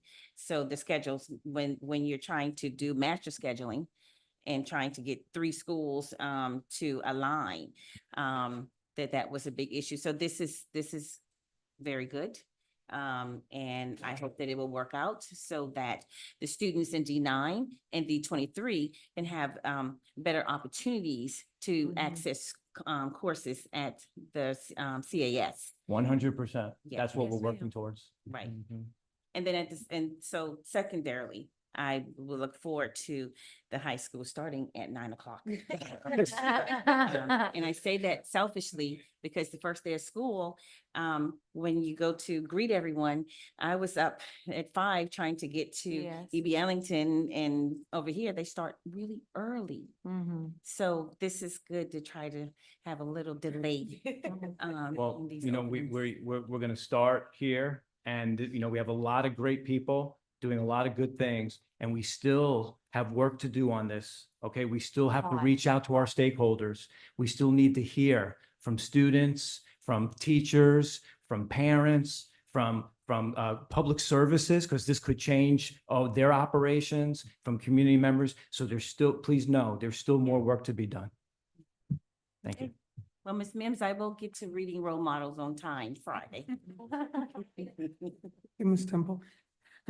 I think this is a big study, Rich. You ought to take a doctorate and come away with your doctorate on this one. All right, a couple of questions. You rattled off the Berkeley, Dorchester County elementary schools. What time do they start? The elementary schools in DD2 all start at 7:15 a.m. And Berkeley County said 7:25. Most of them start at 7:20. They all start, my latest look at it, between 7:15 and 7:45. But the majority of them start at 7:20 a.m. And what about the middle schools? I don't know those off the Okay, top of my well, you head. can find that. Yes, ma'am. because I was It's on looking at that. on their website. They post their schedules and they Mhm. show how they align. Okay, well, in full disclosure, I'm really concerned about how early our elementary students start school. And since I've had this foot injury and I've been downstairs with the shutters and the light comes through, and I look at, you know, the time that I know the students are starting in my community, and I just, as a parent, you know, we're grappling with how many cars are on the road, but as a parent, I would be so hesitant about putting my student at a bus stop, that, especially if I couldn't be there to supervise it. So having our kids start in the dark, just, it doesn't set well with me personally. And being a middle school, high school teacher, I really like the later times starting because I just think school is just starting, you know, way too early. I get concerned by the teachers I know. They talk about, you know, getting up at 4:30 and 5 in the morning to, you know, drive here, be at school. It seems pretty stressful to me. So I hope out of your research, you know, you come up with, you know, what is good, what is a good time, what, in terms of what is helpful for teaching, what's helpful learning, what's helpful for safety. And then I think, Mr. Broey, you know, I think we're gonna confront the issue about how many buses do we have? Because I think a lot of these start times that seem a little extreme to me are generated because of bus numbers. So I think that's gonna be, you know, issue of how do we address that, and how, if we need more buses, how do we, you know, get that in place? So, yeah, those are some thoughts. So thank you for the study, and it's really looks comprehensive. Thank you, ma'am. The thanks goes to the committee and for the leadership, to allow us with the space and the privilege of working on these challenging issues. But I know if we focus on what's right for kids, I know we'll get to where we need to get to. Mr. Grabowski. I'm curious. I mean, if we're really going to look at this correctly, we should have some of the stakeholders from 1, 2, 3, or 4 involved in this. I mean, it doesn't make any sense to look at the ones that are the outliners if we're really going to look at this. I mean, why haven't you included 1, 2, and 3?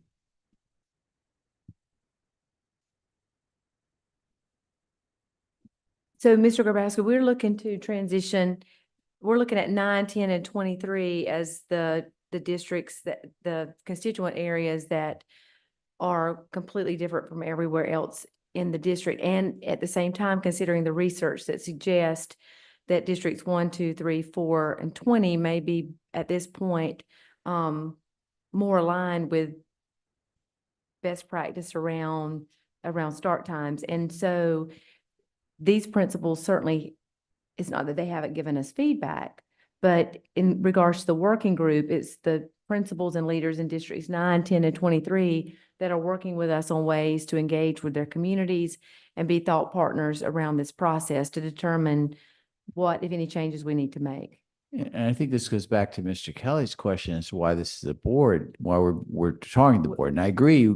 I mean, I know tomorrow I'm going to wake up and my email is going to be full of people asking why we're not being included in this discussion, because this sounds like a pretty significant, if we're going to go for a district policy where everybody, because I think I'm kind of amazed that this is even happening. I don't even know how this happened. So I mean, how do we get different start times or different schools like this? We're I mean, not, this is not like, sure this either. seems like it would have been a district policy like Berkeley and Dorchester. How did this happen? Well, we don't really know when or exactly how, but we're trying to figure out right now what to do about it in response to a myriad of concerns that have been brought. So it's not a board action issue, but again, before we go out and engage community and parents who are your constituents and your stakeholders, it's only fair to make sure you're aware of the issue. But you're not going to my constituents. My constituents need it. Yeah, but I understand. but remember, I but- understand it, but We I'm just built saying, it- if we you're haven't going to do been a heard full the entire study, time.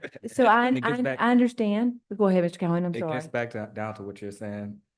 Yes, we've been asking, you can go to my board report from 2018 from constituent board, where Ms. Simmons, she was still coming to us and she was saying, we need these things changed.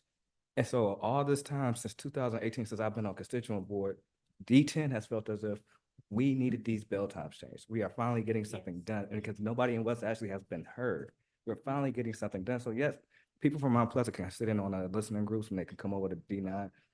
By all means, come over. But we need help. No, I think they Thank you, should be Mr. Kelly. included. And because it goes to Dr. Temple's and Ms. Roberson's report, I would love the high school to start later too. I mean, so I think you need, if you're going to come with a district policy, you need to include some of these, No, you well, know, now, these school so- groups that are not in it into your study. Otherwise, it seems like yes, I agree. This may be an answer, but it may not be the correct answer. but let me make sure I clarify. So we're not proposing to change policy. This is a management issue. It's not a policy issue. And as you all are represented from your individual constituent districts, you still make decisions for all 51,000 kids. You're the consolidated board of trustees. So when you make decisions, you come with the perspective of your constituents, but you still make decisions for all students. So so this affects 3 constituent areas. And again, although those are most represented by Mrs. Roberson, Mr. Calhoun, and Mrs. Watley, it impacts all of you because you make decisions, and any transportation decisions that we make could impact the system. Other shifts could impact the system. And so it's important for you all to know and have awareness before we begin engaging stakeholders.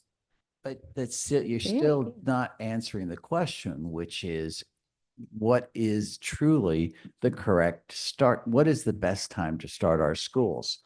But if you're going to look at that, you need to include the schools or some schools from 1 and 2. I understand we're trying to correct a problem that's been addressed and acknowledged from districts for a long time, that they shouldn't have been outliners. They should have been part of this process.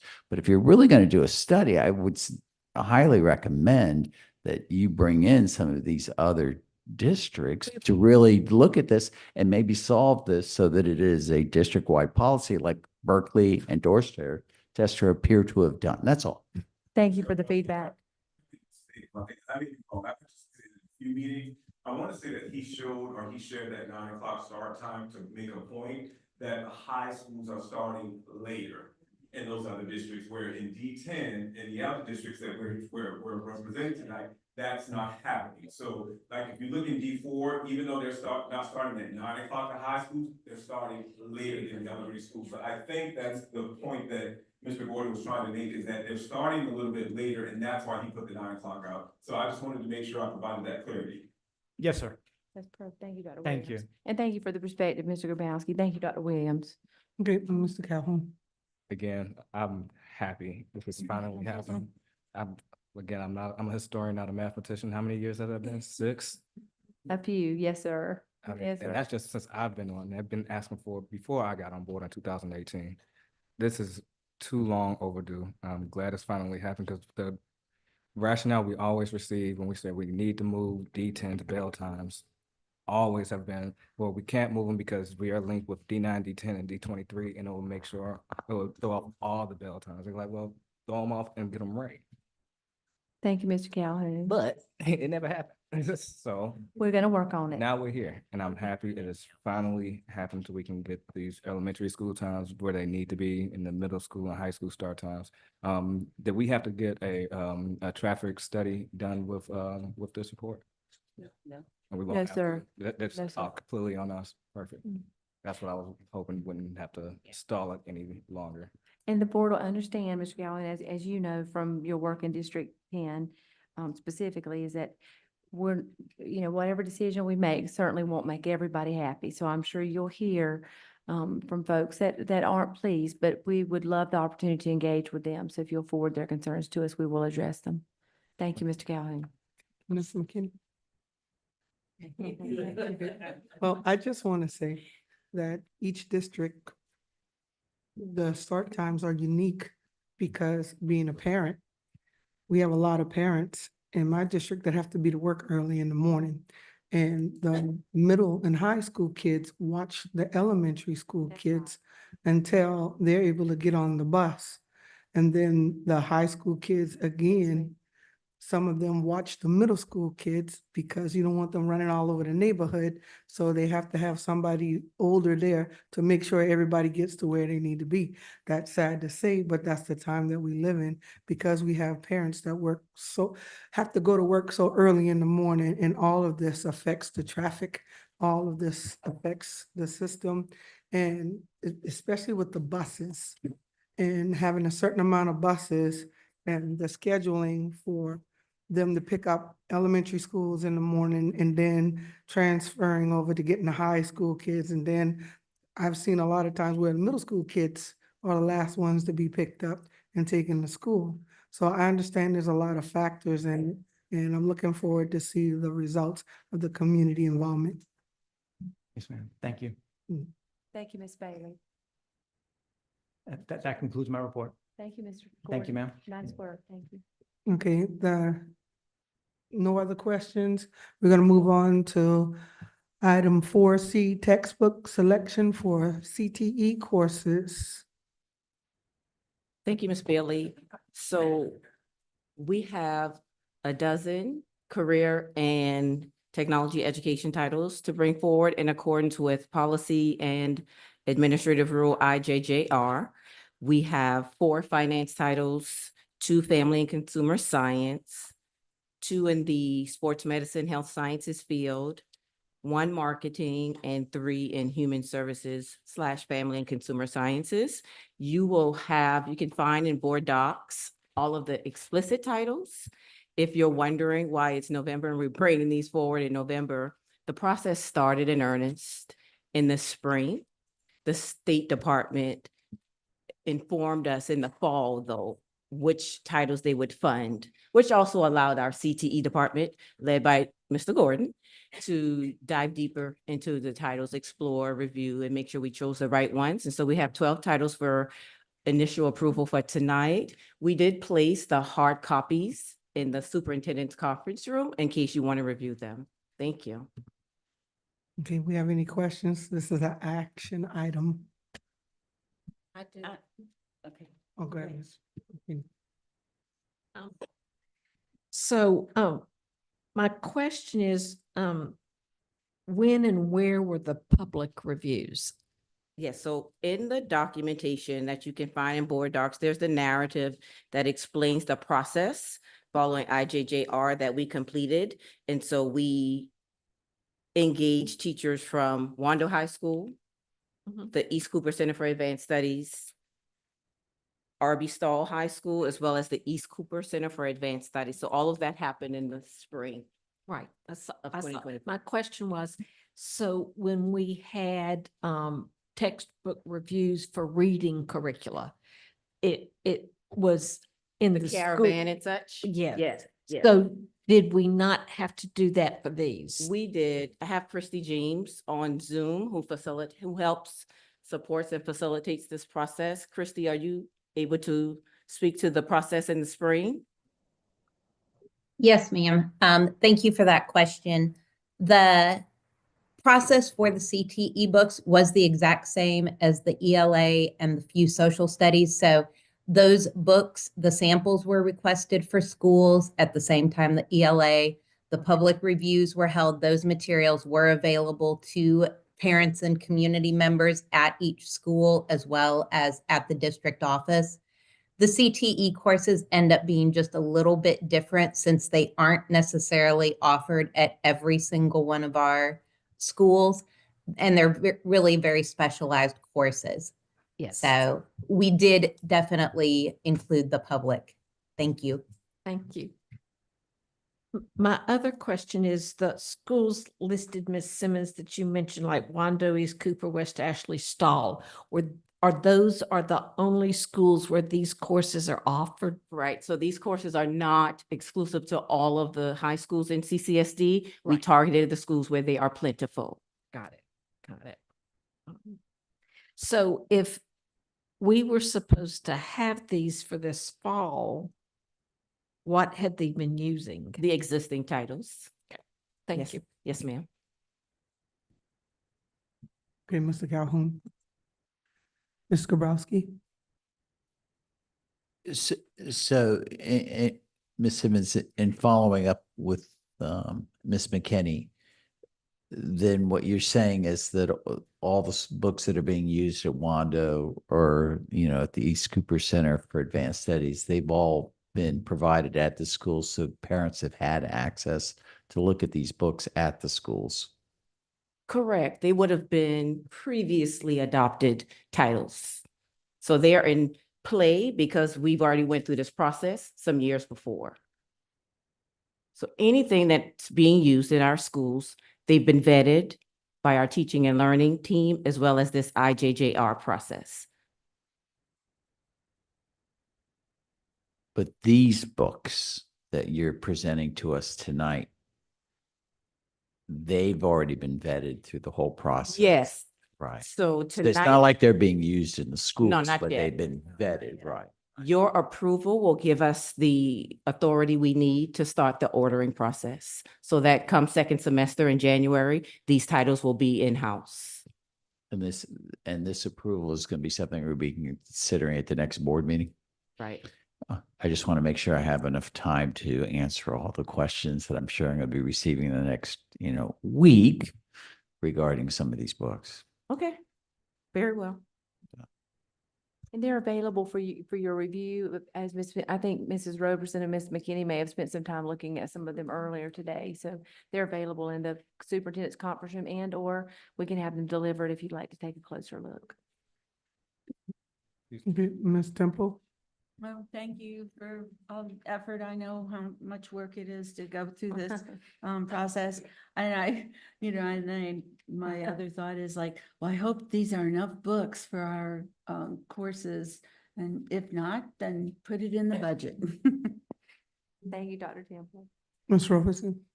So I'm gonna go back to Ms. McKinney. We did our homework and we looked at the books and they were really good information in the books. My question is about the textbook instructional committee. So you're saying that all of these courses aren't offered in all of the schools? They're not. I thought that there was something that came down that said that personal finance is mandatory. Right, but there are 12 titles here. Personal finance is one that is a new requirement. A 0.5 credit will be required starting this year. So that, yes, we have to make that available, but not all of these titles. Okay, so personal finance is, it's gonna be in all of the schools? Yes. Okay, and so there's a couple of different books and they could choose from whichever book they want Right. to use. Okay, so stay right there for a second. I don't see anybody from my district on this team. Was there some volunteer? Or were they selected? I just think that it would,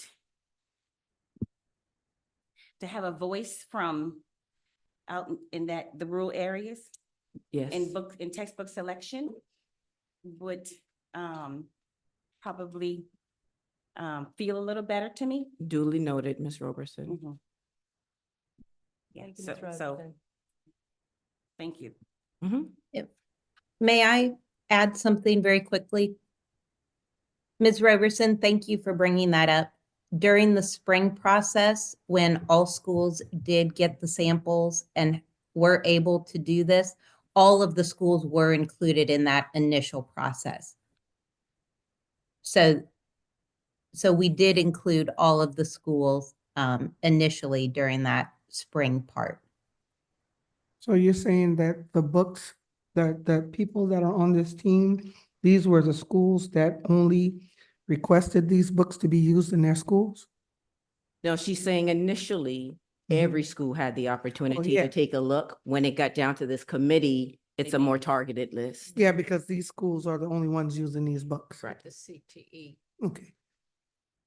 Okay, Ms. Waters. But Baptist Hill and St. John's they will be using it because they will offer personal finance. Right, starting this year. Right, starting this year. Oh, so I see what you're saying. Right. So they should have been involved in this. I would think at least one of the schools. We appreciate that feedback, Mrs. Robertson. We don't disagree. Thank you. Okay, Ms. Waters, you don't have anything. Okay, Ms. Watley?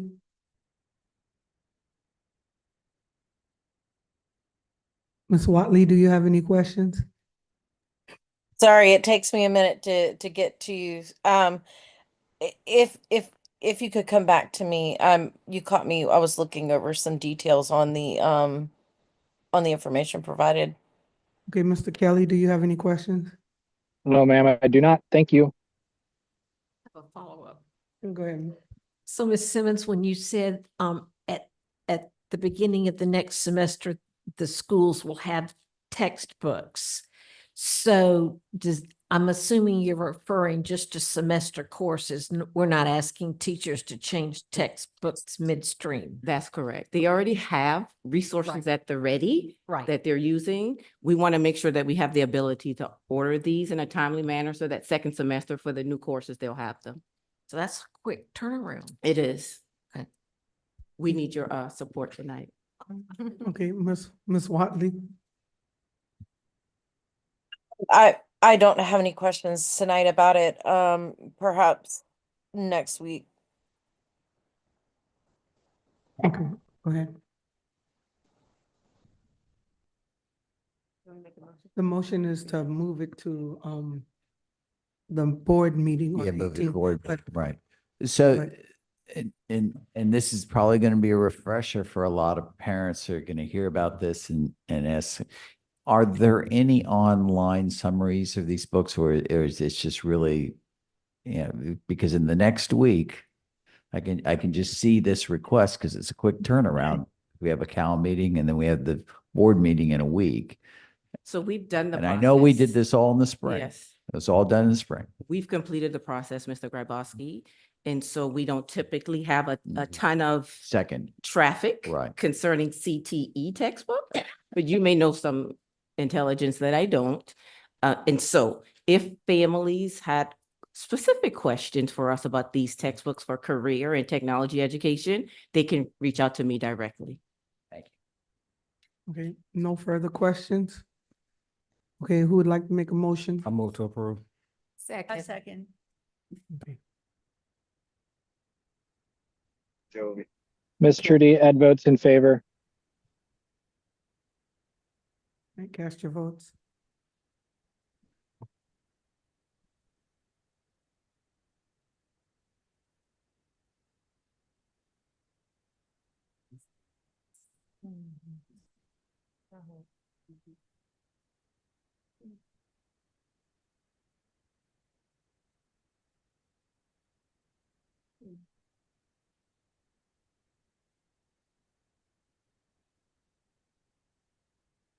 Ms. Watley? I'm waiting for it to come up in board docs, sorry.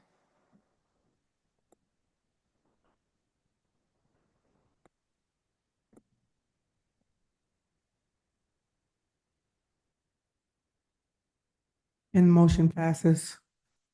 Turn back over to you. we'll move on to audit and finance. Mr. Calhoun. Excuse me, yes, we will have 2 action items coming towards the board. The committee did overview the policies that we sent back over to Audit and Finance for review, gave recommendations and whatnot, and they did pass for recommendation to the board for the upcoming board meeting. The next one will be a FCO budget reallocation for FY '24 of looking to buy tables and chairs so we could pull back on some other contracts that we have. That passed favorably as well. There will also be a few information items passed through, including the revised P-card manual that the team worked so diligently on, as well as the 2026 budget milestones calendar. So looking at where the budget will be, the budget process month to month and day to day of where we should be to where we have a passed budget by May or June. That's just Alice.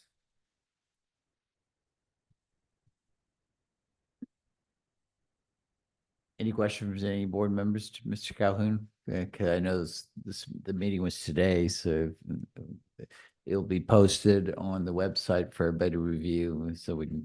It's on YouTube right now, but On the new YouTube one, right now, and then we the can. new one will be up with the links. Excellent. Excellent. On to item 6A, other business. Ms. Watley, is the policy question coming out of on your liaison side? I believe it was filed under other business, but Miss Denny, she can present it.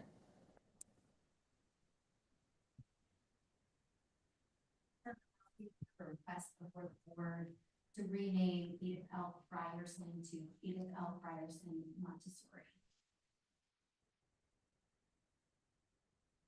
Move to approve. Second.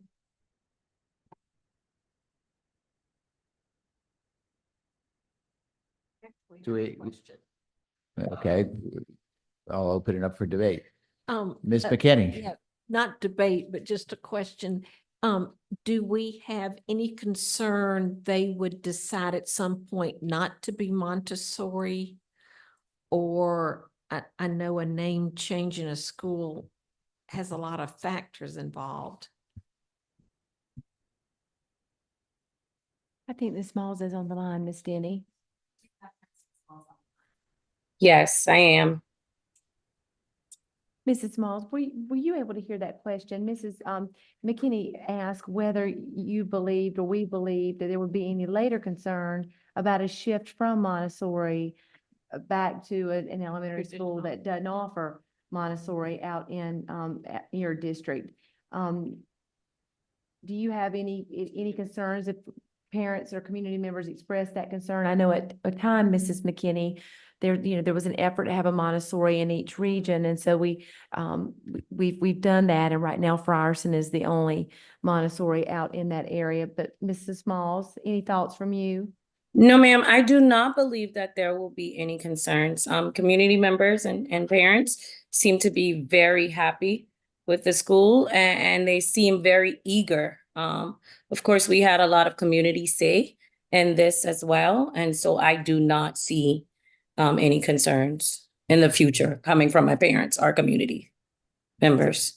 Yes, thank you, Mrs. Smalls. It's a great question, Mrs. McKinney. We've transitioned the names of like Murray Lassane. We have transitioned those over time. So we're, from a district perspective, we don't have significant concern, but I appreciate the question. And thank you, Mrs. Smalls. Yes, ma'am. So can we bring it on up for a vote, please?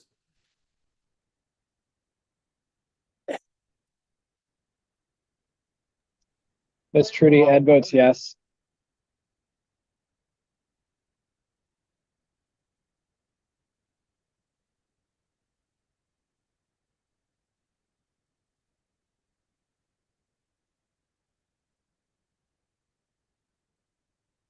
And it moves on to the board for consideration at the next board meeting.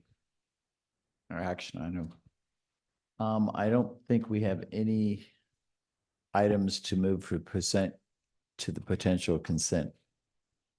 Two items. We do. We do? Oh, is that, those are- The textbooks. Textbook ads. Very agreeable to. And you all were. Thank you, Mrs. Waters, for that. And policy. What about all the policy, audit and finance Say it again. policies? The policy. The policies from audit finance to move forward. But we never had the take it to first meeting, but that's not consent. Yeah, it's not consent. Okay. Yeah. It's first reading. You actually have to do a first reading of it. Yeah. Okay, you can end the meeting. So my fellow members are kind of anxious. Upcoming meetings, November 18th is the swearing in of the new board and Board of Trustees meeting to follow. December 3rd is the Audit and Finance meeting, with December 9th being the Committee of the Whole and Board of Trustees meeting. Do I have a motion to adjourn the meetings? So move. We are adjourned.